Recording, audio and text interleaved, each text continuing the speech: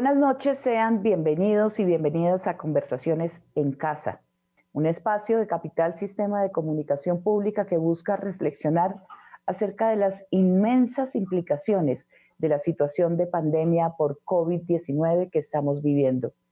La conversación de hoy se llama COVID, cocaína y Trump. Y ustedes se preguntarán qué tienen que ver esos tres factores. Pues mucho. Veamos por qué. En las últimas semanas, el presidente de los Estados Unidos, Donald Trump, anunció el despliegue de fuerzas militares en lo que sería una operación contra el narcotráfico en Latinoamérica, que supone el envío de barcos de guerra frente a las costas de Venezuela. El argumento dado es que los narcotraficantes podrían aprovechar la crisis del coronavirus. Este hecho se une a la reciente decisión de denunciar penalmente en los tribunales por tráfico de drogas al presidente venezolano Nicolás Maduro y a otros 14 dirigentes chavistas. La operación se haría a través del Comando Sur, que tiene su sede en Miami, operando en un radio de acción de 31 países, 19 de ellos en Latinoamérica y el Caribe. El presidente de Venezuela, Nicolás Maduro, dio respuesta de inmediato. Y si un día el imperialismo y la oligarquía colombiana se atreviera a tocarnos un pelo, prepárense para la furia bolivariana. A lo que parece ser el inicio de una confrontación internacional con posible escalada militar, China da su respaldo a Venezuela. En conferencia de prensa, la portavoz del Ministerio de Relaciones Exteriores de China reiteró el apoyo de su país a Venezuela. El más reciente informe de la Fundación Paz y Reconciliación sobre las rutas del narcotráfico en Colombia revela que la mayor cantidad de droga ilegal no sale por Venezuela y que ésta se estaría dando por la costa pacífica nariñense y caucana. Utilizando las cifras de la base de datos antidrogas de los Estados Unidos, el documento demuestra que los flujos de cocaína a través de Venezuela han disminuido desde su pico en 2017. Según esto, la cantidad de cocaína que fluye a través de Venezuela cayó en un 13% desde el año 2017 a 2018, disminución que continúa hasta mediados de 2019, cuando el informe tiene corte. ¿Es esto una posible intervención militar de los Estados Unidos a Venezuela que podría terminar con la dictadura de Nicolás Maduro en el vecino país? ¿Corresponde las declaraciones del presidente Trump a una estrategia política que le permita continuar durante un nuevo periodo en la Casa Blanca? Para analizar estas decisiones del presidente Trump, muy controversiales y muy riesgosas para Colombia, conversaré esta noche con León Valencia, investigador social y analista político, director de la Fundación para la Reconciliación Pares. León, buenas noches, gracias por aceptar esta charla. Ana María, muy buenas noches. Y pues es un gusto estar contigo y en Canal Capital y salir del encierro mediante esta forma. Gracias, León. Bueno, vamos a hablar de una correlación de factores. Primero, comencemos con los Estados Unidos. Se ha convertido muy rápidamente en el principal foco de contagio de COVID-19 en el mundo, con un número en aumento permanente que supera las 325,000 personas contagiadas en este momento, y la cifra de personas fallecidas se acerca a los 10,000. Pero en noviembre próximo serán las elecciones en las que Donald Trump va a buscar ser reelegido. ¿Cómo se relacionan estos dos factores, León? Pues sí, es que lo que está ocurriendo en Estados Unidos es una catástrofe. Pues la gran potencia mundial tiene ahora el foco del contacto del COVID-19. Ya solo en este momento en muertos, llevan unos 10,000 Estados Unidos, o ya sobrepasó esa cifra. Solo lo superan Italia, España. Muy pronto, pues creo que será Estados Unidos el mayor, digamos, foco de muertes por este contagio. Y porque además, perdóname, el pico todavía no les ha llegado, se espera para después de mediados de abril. Sí, España e Italia están saliendo, pues y China ya dejó atrás, digamos, que es la otra donde se inició toda esta pandemia. Y entonces esta catástrofe pues le pasará cuentas, sin duda, a Trump. ¿Por qué? Porque hubo una irresponsabilidad enorme de él de menospreciar este fenómeno y esta peste. Y digamos, los analistas empiezan a ver que digamos, el electorado y los ciudadanos de Estados Unidos muy pronto tendrán ante sus ojos una catástrofe enorme y reaccionarán seguramente en contra de Trump porque por la irresponsabilidad tan grande del mandatario. Pues él compite con Johnson, compite con Bolsonaro en la irresponsabilidad y bueno, y como es el centro del mundo y como es tan importante el país, entonces todos estamos también pendientes de eso. Se supo que Boris Johnson fue internado en un hospital por un problema respiratorio derivado del coronavirus. Sí, él se había sido diagnosticado hace 10 días y este domingo, pues, digamos, ya ingresa a clínica, lo cual es un poco víctima de su propio invento, de la irresponsabilidad y del menosprecio a la pandemia. Y digamos que es, yo creo que una lección para el resto de los mandatarios del mundo. Es una lección muy fuerte de la irresponsabilidad. Bueno, volvamos a Trump. Veía yo que hay una encuesta de Fox, que es pues la cadena más amiga de Donald Trump, y el resultado pues no resulta ser para nada contundente a favor de la reelección de Trump, y estamos apenas a mitad en este proceso. Es claro que Trump va a hacer lo que tenga a su alcance para lograr la reelección. ¿Es eso lo que está detrás de los anuncios, de las amenazas de militarización del Caribe? Sin duda alguna. Digamos, los presidentes norteamericanos en su proceso de reelección siempre recurren a estas estrategias, guerras, enfrentamientos, una noción de fuerza, de seguridad, una noción de liderazgo, es lo que buscan siempre los presidentes norteamericanos en el momento de la campaña electoral. Y creo que lo está buscando, está recurriendo a esa estrategia. Y bueno, encontró, digamos, un chivo expiatorio que es Maduro, que es Venezuela, que es el Caribe, y se está yendo en dirección a eso. Y bueno, 3 cosas ha hecho en estos días que a uno lo alarman. Primero, meter en una lista a Maduro y a los 15 funcionarios más cercanos a Maduro en una orden de detención, en un proceso judicial complejísimo. El segundo hecho y ofrecer 15 millones de dólares por su captura a lo viejo oeste. Sí, es una figura muy recurrente en Estados Unidos y es un símbolo, digamos, primero era de su ocupación interna en Estados Unidos y ahora siempre es un símbolo hacia el mundo. Y lo fue, pues tenemos un recuerdo aquí vecino de Noriega, de en Panamá. Un gran, digamos, un tipo con mucho poder en Panamá y se lo llevaron. Y recurre a esa figura que pues para los latinoamericanos y para los vecinos de Venezuela. Para cualquiera que conozca la historia de este continente. Sí, es muy fuerte eso.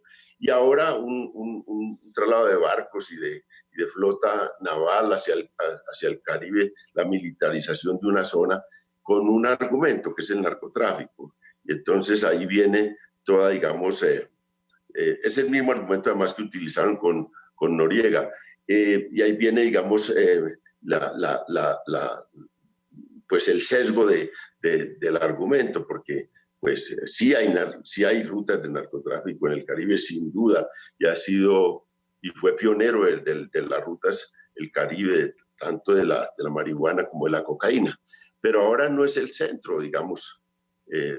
El Caribe no es el centro de las rutas, está más en el Pacífico, y ahí empieza a tambalear el argumento y empieza a mostrar, digamos, la erosión, el argumento y el sesgo político y la intencionalidad política de esto, que es una intencionalidad interna, es una intencionalidad y sobre todo es un mensaje para el conjunto de Estados Unidos, pero principalmente para Florida, para Miami, donde está, digamos, el núcleo del electorado de Trump y donde es muy importante en el conjunto de las elecciones norteamericanas. Y como pues es tan sensible la Florida a todo lo que ocurre en Cuba, en Venezuela, en Colombia, pues tiene este argumento. Tiene otro también Trump, porque no solo amenaza acá al Caribe, sino que está amenazando a Irán. y lo que ocurrió la semana pasada también es una acusación contra Irán y es como dos focos de conflicto que arma en medio de esta tragedia, de esta pandemia. Dos focos de conflicto que permiten dos cosas.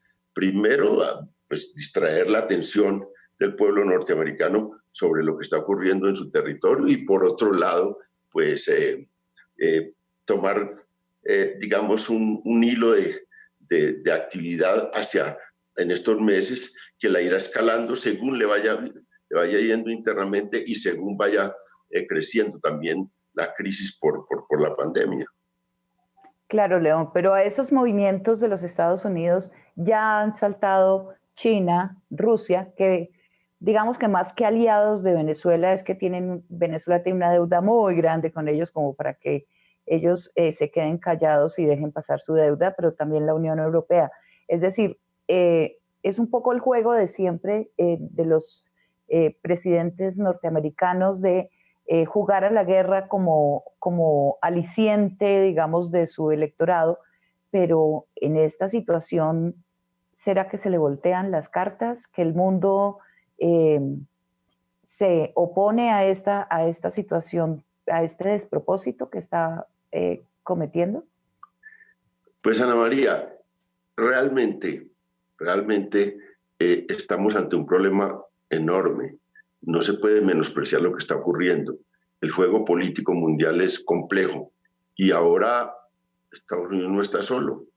Este es un mundo multipolar donde está China, donde está Rusia, donde está la Unión Europea y están actuando sobre Venezuela. Fíjese cómo toma la decisión Trump y no se demoró más de 2 días China para decir: no estamos de acuerdo con la militarización del Caribe, no estamos de acuerdo con intervención sobre Venezuela, tenemos que dejar que los asuntos internos de Venezuela los resuelvan los venezolanos, y esa es una declaración muy tajante. También Rusia, la Unión Europea incluso, que ha sido más cauta y que ha estado muchas veces, o una parte de los países al lado de Estados Unidos, esta vez lo dejó solo a Trump con esa decisión de militarizar el Caribe, con la decisión de ordenar la captura de la justicia norteamericana, de ordenar la captura de Trump y de ofrecer una recompensa. De manera que estamos en un juego duro, digamos, de las potencias. ¿Y por qué? Porque no quieren ceder ninguna parte de las influencias en el mundo, porque Maduro, al que considera mucha gente que no tiene muchas luces, pues aquí ha hecho una estrategia de acercamiento a China, a Rusia e incluso a Irán, que está también en el foco de la confrontación con Estados Unidos, y ha hecho un acercamiento y ha construido unas alianzas que en cada momento de crisis le responden bien a Maduro, como lo han hecho esta semana. De manera que no debemos menospreciar eso. Yo diría que es un escenario posible. La experiencia mía es que las guerras empiezan por decisiones fundamentalmente de intereses particulares muchas veces, y en este caso dependemos de una cosa triste, y dependemos de cómo se desarrolla la pandemia en Estados Unidos, de las encuestas, de cómo se comportan las encuestas frente a Trump y de cómo, digamos, van las elecciones en el caso de Estados Unidos, porque además Trump no solo le habla al conjunto de Estados Unidos, sino especialmente a la Florida y a Miami, porque es allí donde tiene un electorado fuerte que es muy sensible a lo que ocurre en Venezuela, a lo que ocurre en Cuba, a lo que ocurre en Colombia. De verdad que está hablando a un electorado específico, y si va mal y si va muy mal Trump, pues puede ocurrir cosas muy fuertes. Además, él no ha mostrado que es una persona con un nivel de sensatez o que se detenga en el abismo. Sí, no es precisamente por su historia. La más tranquila. Y León, decía Trump ayer en estos días que no iba a usar tapabocas, y creo que el mundo pediría que por favor le pongan un tapabocas a Trump de vez en cuando, ¿eh? No, sería un símbolo impresionante, Ana María, ahora que lo menciona, porque un tipo tan lenguaraz, tan ido de lengua como es Trump, con un tapabocas, sería una imagen impresionante para el mundo, sería una cosa que despertaría memes en todas las redes sociales de una manera porque fíjese cómo incluso ya avanzada la presidencia de Trump, todos los días los asesores y lo apretan más con los libretos, los discursos se los hacen y él siempre pierde el libreto, sobre todo cuando está en una rueda de prensa, cuando están algunos periodistas que lo puyan, él se sale del libreto y se vuela del libreto y bueno, dice las cosas más asombrosas y más atrevidas y sobre todo más irresponsables. León, volvamos al tema del argumento para mostrar los dientes de Trump en el Caribe, que es el tráfico de cocaína. Me dice, si sabemos que el grueso de la cocaína que sale de Colombia sale por el Pacífico, no por arriba, por el Caribe. Pero lo que nos encontramos en el Pacífico es una vecindad con el Ecuador, que está en una situación muy dramática de ya no saber, no tener capacidad de atención, un sistema de salud colapsado, la situación de Guayaquil, las escenas de esta semana que fueron la semana anterior, que fueron absolutamente macabras. Entonces, ¿qué supone eso? Se está diciendo que se ataca el narcotráfico por donde no está el narcotráfico, y donde está el narcotráfico estamos claramente en una situación de altísimo riesgo por coronavirus. Sí, pues el argumento es muy deleznable, el de Trump, porque no solo pues, está claro que las estadísticas del mismo Departamento de Estado y el Departamento de Defensa de Estados Unidos es que el 70% de la cocaína que sale por vía marítima sale por el Pacífico, por Tumaco, por Buenaventura. Esa es la realidad de sus mismas cifras. Y que un 30% puede salir por el Caribe. Pero en el caso de Venezuela incluso ha ido reduciendo, digamos, en las mismas estadísticas de Estados Unidos, digamos, el nivel de cocaína que sale por territorio venezolano, de manera que el argumento ahí es muy deleznable. Y bueno, lo que mencionas, Ana María, es triste, porque nosotros tenemos un nivel no solo tenemos la cocaína saliendo por el Pacífico, sino pues 22 grupos que se disputan todo ese territorio en el Caribe, en el Pacífico, y estamos ligados, como dices, a la pandemia peor, digamos, que es la de Ecuador, que es un país pequeño. Sí, comparativamente, digamos, el mayor foco, digamos, de contaminación de la pandemia está en Ecuador.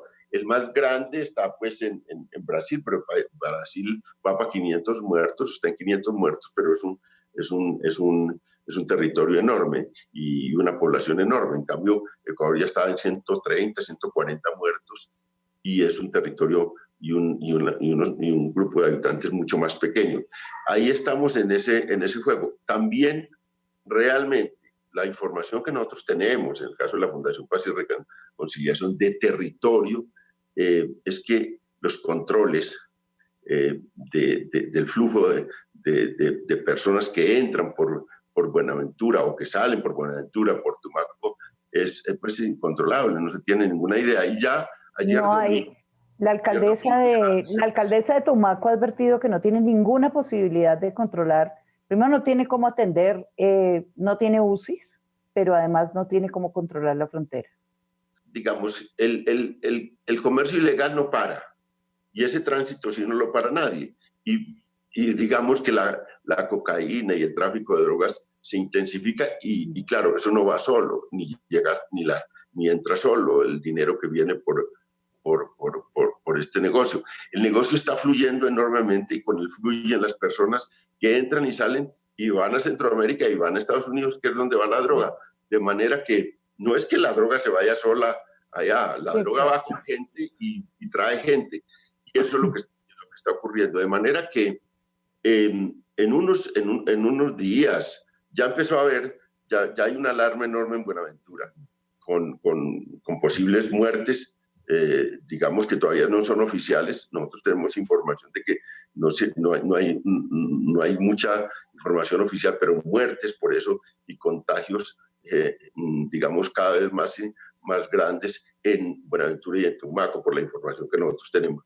Ahora, eso puede en unos semanas ser muy grande, porque el tema es ese, digamos, que ese comercio ilegal se mueve y digamos, se mueve por la oscuridad, digamos, de la ilegalidad, y eso, digamos, va a incentivar el contagio y las muertes en una población que es muy vulnerable por la incapacidad. Si en los centros, grandes centros como Bogotá, hay limitaciones del sistema de salud, que son limitaciones debidas, digamos, a toda la forma como se ha privatizado la salud en Colombia, allá es mucho más dramático el tema. Sí. León, podríamos, a modo de conclusión, decir entonces que nuevamente en medio de la situación de la pandemia por COVID-19, Colombia se ve altamente vulnerable por el Caribe, por el Pacífico, por cuenta de la coca. Pandemia, cocaína, posible conflicto y una actitud completamente irresponsable del gobierno colombiano, del presidente Duque, del ministro de Defensa, que salió a respaldar las acciones de Trump, y que empiezan a mostrar imágenes de tropas norteamericanas en territorio. Se ha desmentido, dicen que esos son ejercicios rutinarios, y se ha desmentido oficialmente el tema. Pero ahí está, digamos, el fenómeno. Nosotros, en una posible guerra, en un posible conflicto, seríamos quizás los más afectados por ese conflicto. Estaríamos interviniendo al lado, digamos, de Estados Unidos, porque esa es la decisión del presidente Duque y la decisión del ministro de Defensa, y en contra de todos nuestros intereses, de manera que es muy responsable. Fíjense cómo a hoy estamos emitiendo este programa, todavía no ha habido un pronunciamiento sobre lo que dice China. Y uno se pregunta, ¿y qué tal que se atrevan a hacer un pronunciamiento contra la declaración china y nosotros empecemos también en una cosa de distancias y conflicto con China? Que China no olvida nada, porque China siempre tiene una memoria enorme, y cada cosa que dicen en cualquier parte del mundo tiene una memoria para recordar cualquier declaración que un país haga en contra de sus decisiones. O sea, estamos en momentos de buscar la solidaridad, de tratar de salir adelante en una situación en la que históricamente no nos habíamos visto inmersos el planeta entero, y ni siquiera en ese momento se dejan de sacar los dientes, se deja de buscar acciones bélicas como parte del remozamiento de la economía y de la política. Ese es el panorama, León. Muchísimas gracias por habernos acompañado esta noche, por haber charlado conmigo este tema tan complejo.